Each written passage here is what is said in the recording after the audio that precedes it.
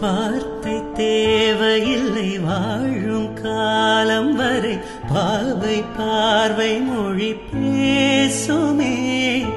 நேற்று தேவையில்லை நாளை தேவையில்லை இன்று இந்த நொடி போதுமே. வேரின்றி விதையின்றி விண் தூவும் மழையின்றி இது என்ன இவன் தோட்டம் பூ பூக்குதே. வாழின்றி போரின்றி வலிக்கின்ற யுத்தமின்றி இது என்ன இவனுக்குள் என்னை வெல்லுதே.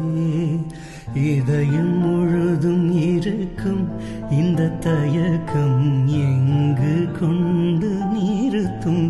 இதையறிய எங்கு கிடைக்கும் விளக்கம்? அது கிடைத்தால் சொல்ல வேண்டும் எனக்கும். பூந்தழிரே